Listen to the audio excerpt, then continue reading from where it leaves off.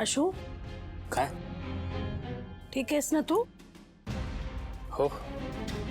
नक्की? आम्हाला कळलंय आज काय झालं ते.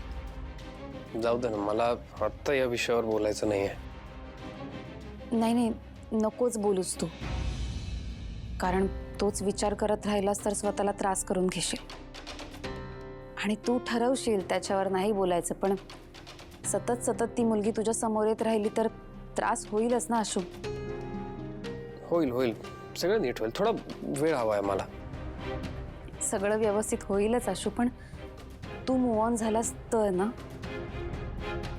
आणि त्यासाठी तुला लग्न करायला हवं आशू. परत तेच, मी तुम्हाला सांगतोय मला या विषयावर बोलायचं नाहीये. तुम्ही का तुम्हाला आशू हा ठीक आहे, घे तू वेळ तुझा. पण मला एक गोष्ट सांग, आज जर ती तुझी बायको नसती तर तू ऐकून घेतलं असतंस?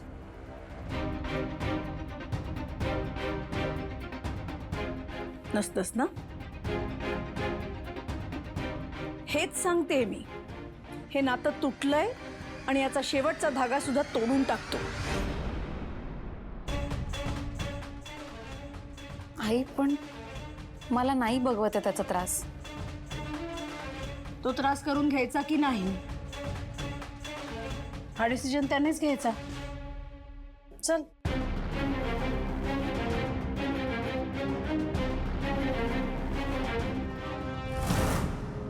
शिवानी, काय मिळालं तुला हे सगळं करून? अगं काय मिळाले, काय विचारतेस आई? लोकांनी तिचा जय जयकार केला, तिला मोठेपणा दिला, झाली तिची कॉलर टाईट वस्तीत. अजून काय हवं असतं हिला?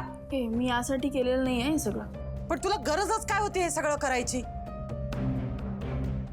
भाऊंनी तुला मीटिंग साठी बोलावलं होतं ना, मग तिथे शांत बसायचं ना. चाललीये दुसऱ्यांचे आयुष्य सुधारायला, आधी स्वतःच्या आयुष्याचं बघ काय ते. आई, मला कुणावर अन्याय झालेला नाही सहन होते, माहिती आहे ना तुला आता. आणि तू हे जे वागतेस ना, हे आम्हाला सहन होत नाहीये. कशाला नसते उपद्व्याप करून ठेवतेस ग? मी जे करते ते मला बरोबर वाटते एवढं मला कळतं. अगं पण तुला हे कळत नाहीये की ह्या सगळ्यापेक्षा तुझं लग्न टिकणं महत्वाचं आहे. नाही, तेच कळत नाहीये तिला. शिवानी, तुझ्यासाठी तुझा संसार महत्वाचा नाहीये का? अगं उद्या आशूने त्या लग्नाला होकार दिला तर काय करणार आहेस तू? अगं तुझ्या संसारापेक्षा ह्या सगळ्या गोष्टी महत्वाच्या आहेत का तुला? आई, माझ्यासाठी संसार महत्वाचा आहे, मी कुठे नाही म्हणते, पण पण कामगारांचं नुकसान नाही होऊ देणार मी. माझ्यासाठी माझा संसार वेगळा, माझी कामं वेगळी आणि माझी तत्व वेगळी.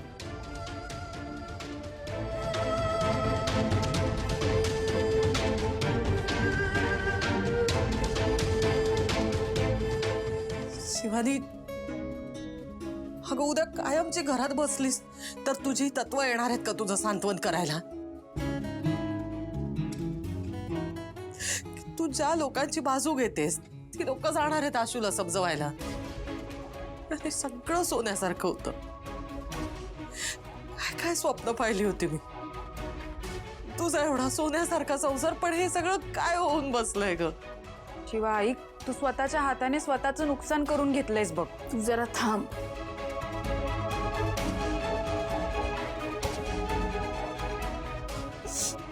आई, हे बघ शिवानी, तू पुन्हा पूर्वीसारखी वागणार आहेस का? तसं असेल ना तर बदल हे कपडे, साडी नेसू दे. पण बाई, ही वेळ स्वतःवर पुन्हा येऊ देऊ नकोस ग. आई, आई हे बघ, मला ना विश्वास आहे, आशूचं माझ्यावर प्रेम आहे आणि तो हे नातं तुटू देणार नाही. आणि राहिला प्रश्न या कपड्यांचा, तर आशू सगळ्यात आधी, सगळ्यात पहिल्यांदा ह्याच कपड्यात मला भेटला होता. ह्याच शिवाशी त्याची मैत्री झाली अगं. ह्याच रूपात त्याला मी भावले होते. आणि आई, मला ना असंच राहावंसं वाटतंय. मला खात्री आहे की माझ्या याच रूपात आशू माझ्या प्रेमात परत पडेल. आम्ही दोघं एकत्र येऊ. आणि माझा विश्वास आहे, मी खात्री देते, मी शब्द देते तुला. आणि तुला तर माहिती आहे, शिवा दिलेला शब्द मोडत नाही. तू नको काळजी करू.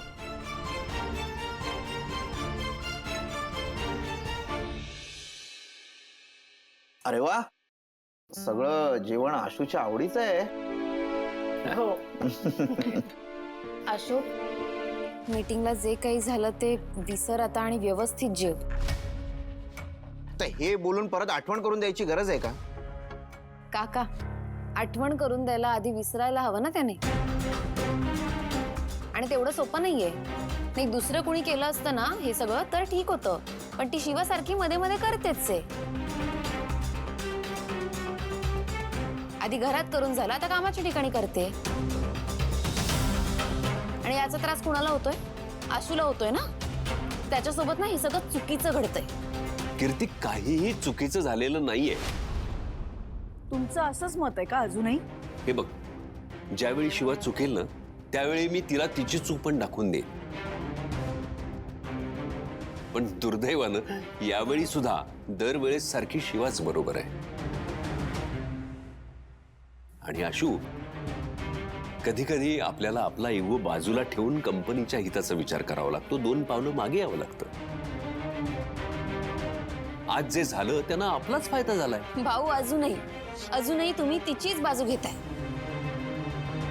नाही, आशूने या मीटिंगसाठी एवढी मेहनत घेतली ते दिसलं नसेल तुम्हाला. कीर्ती, मी ते नाकारतच नाहीये. आशूने खूप चांगलं प्रेझेंटेशन केलं, पण शिवामुळे आपला फायदा झाला हे तुमच्या कोणाच्या लक्षात येत नाहीये.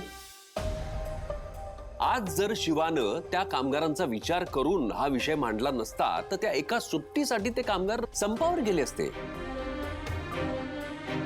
यातनं आपलंच नुकसान झालं असतं. पण याचा विचार आपल्या कोणाच्याच डोक्यात नाही आला, हो की नाही? कारण आपण सगळे मॅनेजमेंटच्या बाजूने विचार करतो. पण शिवाला त्यांचं मन कळतं. तेव्हा आज जे झालं त्यात आपल्या कंपनीचा फायदा झालेला आहे. आणि म्हणूनच मी नेहमी म्हणतो, आपल्या घरासाठी आणि आशूसाठी शिवाच योग्य आहे. कारण नुसतं असा एका बाजूने विचार करून नाही चालत, सगळ्या बाजूने विचार करता आला पाहिजे. बरोबर. नाही, बरोबर. तुमचं म्हणणं अगदी बरोबर आहे. आपलं एवढं बोलणं होऊन सुद्धा तुम्ही परत तोच विषय काढा. चांगलंय. नाही, शिवा चुकूच शकत नाही. बाकी अख्खं जग चुकेल पण शिवा नाही चुकणार. बरोबर. तुम्ही तिलाच घेऊन बसा ना, माझी काय गरज आहे? अरे आशू, अरे मी या मुलाला समजावत होतो फक्त. ताटावरून उठून गेला तो. तुम्ही का असं नेहमी करता हो? मी किती वेळा सांगितलंय त्या मुलीचं नाव सुद्धा या घरात घ्यायचं नाही. पण नाही, प्लीज आता यापुढे तिचा विषय इकडे नकोय.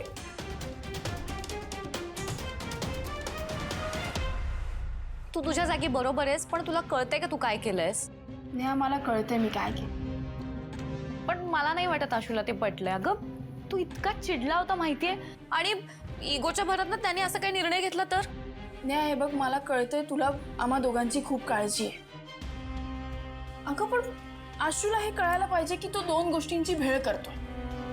हे बघ, आमच्या दोघांचं नातं टिकून राहावं म्हणून मी कोणा समोरच्यावर अन्याय होत असेल तो नाही बघू शकत. माझी तत्व नाही सोडू शकत. अगं, आणि हे सगळे कामगार माझ्या जवळचे आहेत, माझ्या वस्तीतले आहेत. तुला माहितीये का, आमच्या राणे काकू म्हणत होत्या की आमच्या यांना सुट्टीच नसते. अगं, सुट्टी 1 दिवस असते आणि ते फक्त आराम करतात. आणि फक्त ना नवऱ्याच्या सुट्टीचा प्रश्न नाही आहे हा, तर त्या नवऱ्याने अख्ख्या फॅमिलीला वेळ देण्याचा आहे. त्या दिवशी कदाचित त्यांच्या घरी वेगळं जेवण बनेल, तो मुलांना वेळ देऊ शकेल, सगळं वेगळं असेल त्या दिवशी. मला मान्य आहे शिवा, पण मला नाही वाटत की आशू आता थांबेल. अगं, तू इतका चिडलाय, तुला माहितीये त्याला असं वाटतंय तू हे सगळं मुद्दाम करतेस. आणि त्याच्या नादात जर त्याने लग्नाला होकार दिला तर काय करायचं? अगं, देऊ दे लग्नाला होकार. काय बोलतेस अगं शिवा? हे बघ नेहा, त्याने लग्नाला होकार दिला आणि तो मंडपात जरी असला ना तरी तो ते लग्न करणार नाही. कारण मला माहितीये त्याचं माझ्यावर प्रेम आहे. पण तुला एवढा कॉन्फिडन्स कसं काय ग? कारण मी ओळखते त्याला. मला माहिती तो हे सगळं जे करतोय ना तो फक्त मला दाखवण्यासाठी करतो. पण त्याला त्या गोष्टीची जाणीव नाहीये. आणि जेव्हा जाणीव होईल ना तेव्हा भर लग्नातनं तू माझ्याकडे पळत येईल.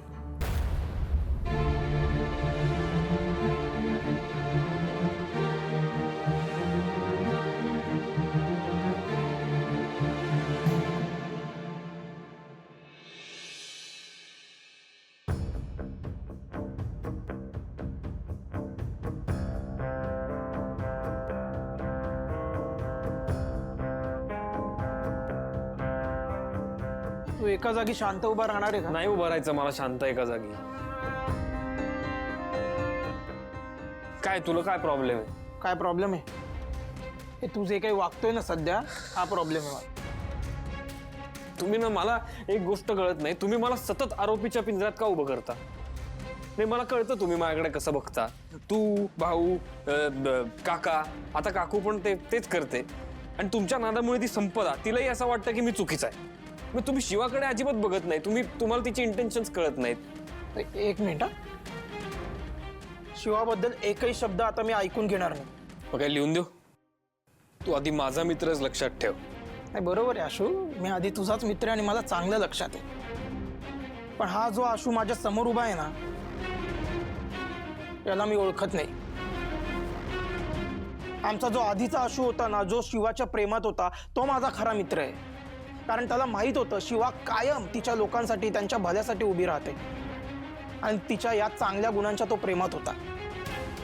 पण हा जो काही माझ्या समोर उभा आहे ना आता, त्याने शिवाच्या या चांगल्या गुणांना स्वतःच्या इगोवर घेतलं आणि हे असं सगळं काहीतरी विचित्र वागतोय. तुला खरंच कळत नाही आशू, या सगळ्यात तुझं नुकसान होतंय ते. अरे आत्तापर्यंत तू शिवाला साथ देत होता ना, आठवतोय का? त्या आजी, काय संबंध होता तुझा त्यांच्याशी? त्यांना तू अग्नी दिलास का? तर शिवावर विश्वास ठेवून रक्तदान केलं, वेळ पडलास आपल्याच कंपनीचे पोस्टर लावले, तो कॉर्पोरेटर, त्याच्याशी नडलास का? नडलास कोणासाठी? तर वस्तीतल्या लोकांसाठी. आपले कोण लागतात ते? काय संबंध त्यांच्याशी आपला? पण उभा राहिलास ना त्यांच्यासोबत. कोणावर विश्वास ठेवून? तर शिवावर विश्वास ठेवून. आणि आज त्या शिवाला तू खोटं ठरवतोय. काय झालंय तुला? हे जे दोन आशू आहेत ना, त्यांच्यात खूप फरक आहे भावा. एकदा आमच्या बाजूने विचार कर. आणि भाई मला विचारशील ना तर प्रामाणिकपणे सांगतो, आमचा आधीचा आशूच बरोबर होता. झालं? याचे काय जुना आशू नवीन आशू लावलेस ना तू? असं काही नाहीये. आशू एकच आहे, परिस्थिती बदलली आहे. तू माझ्या जागी एकदा उभा राहून बघ ना. पण ते नाही जमणार. आणि ती जी काही शिवा जे काही करते ना, ते लोकांच्या चांगल्यासाठी नाही करत आहे. तिचा स्वतःचा राग आहे म्हणून ती सगळं करते आणि ती करणार मुद्दामून. बरोबर आहे भावा तुझं. कोणीही कोणाची जागा घेऊ शकत नाही. तसंच तूही शिवाची जागा घेऊ शकत नाही. म्हणून तुला कळत नाहीये की शिवा बरोबर येते. तसं तर तसं.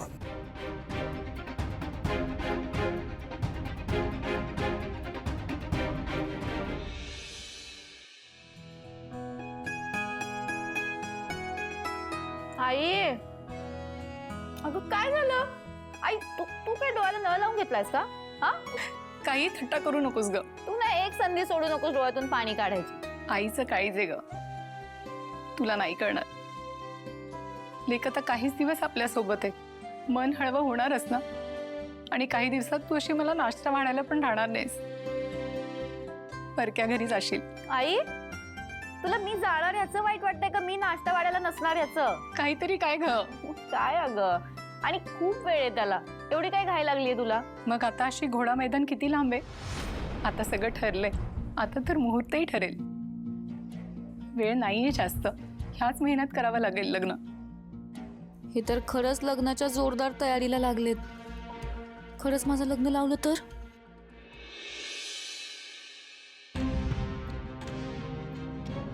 वंदे, अगं शिवाला कसं सांगायचं? काय करायचं आहे? सांगावं तर लागेलच ना. तिला सुद्धा कळायला पाहिजे ना. कळायला तर पाहिजेच. थोडीफार कुठं आशा होती ती बी मावळले. काय सूर्योदयाच्या वेळी काय मावळण्याच्या गोष्टी करता? काय झालं? हा, कुठं काय नाही ग, काही पण नाही. काय नाही, मस्त बोललीस ग. पण असं चेहऱ्यावर दिसत नाहीये. 100 किलोचं टेन्शन दिसते. काय झालंय का? आजी तू तरी सांग काय झालंय? काही नाही ग. तुम्ही ना काहीतरी लपवताय माझ्यापासून आता. नाही अगं, लपवण्यासारखं काहीच नाहीये. पण जे ऐकलंय ना त्यामुळे धक्का बसलाय आम्हाला. आता काय झालं? ते तू ते मीटिंगला गेलतीस ना, हा, तेव्हा ती कीर्ती इथं येऊन गेली. कीर्ती इथे आली होती? हो, भाऊंचा निरोप द्यायला आले होते ते.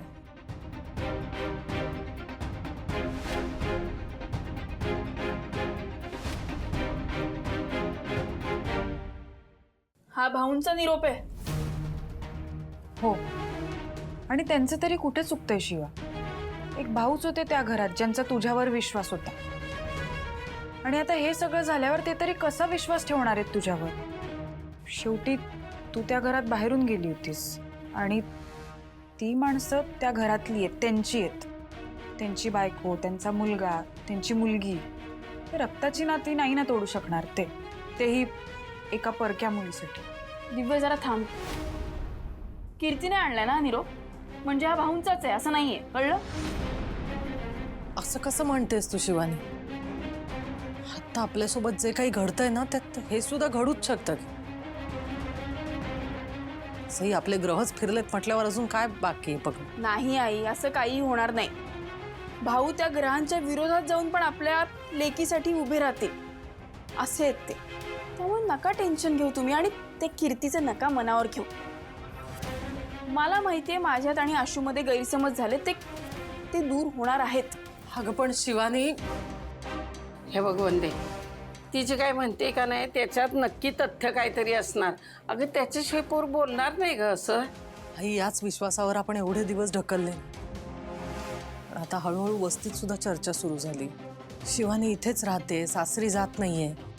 तिच्या सासरची लोक इथे येत आहेत, पण ती जात नाहीये का? आई हे बघ, चर्चा तर होणारच. आता त्याला आपण किती महत्व द्यायचं ना ते आपल्यावर, आणि आपण लोकांची तोंड बंद करण्यासाठी काहीही करायचं नाही. आपण नाती कशी जुळतील हे बघायचं, आणि ती एक ना एक दिवस जुळणार आहे.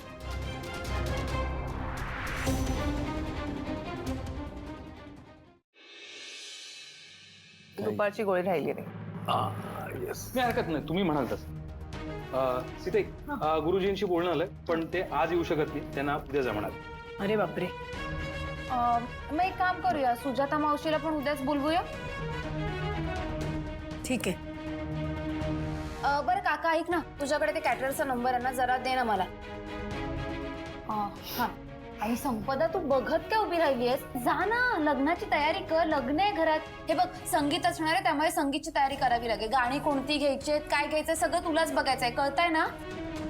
आणि भाऊ ऐका, नातेवाईकांची लिस्ट काढली आहे, तुम्ही एकदा प्लीज वाचून घ्या. कामं आपण वाटून घेऊया, म्हणजे घाई नाही होणार आणि कामं पण पटकन होतील ना. मला एवढंच म्हणायचं. कीर्ती थांब. तुम्ही सगळ्यांनी हे लग्न करायचं ठरवलंय, पण ते मला मान्य नाहीये. आणि तरीही तुम्ही ते करणार असालच तर मग एक गोष्ट मी सांगू इच्छितो. मी या लग्नात सहभागी होणार नाही. तुम्ही मला धरू नका, कारण माझ्या लेखी या घरची सून एकच, ती म्हणजे शिवा. ॲक्च्युली सेम ताई, माझं ठरलंय. माझी वहिनी शिवाच आहे, त्यामुळे तुझं हे जे काही चाललंय ना त्यात मला काउंट करू नकोस. काका काकू, तुमचं पण सेमच मत असेल. एवढं कळण्या इतपत तू नक्कीच हुशार आहेस कीर्ती. पण भाऊ, तुम्ही असं का करताय? तुमच्या मुलाचं लग्न आहे, आपल्या आशूचं लग्न आहे ना. माझ्या मुलाचं लग्न झालंय, आणि तरी तुम्हाला हा मूर्खपणा करायचा असेल तर मला यात पडायचं नाही.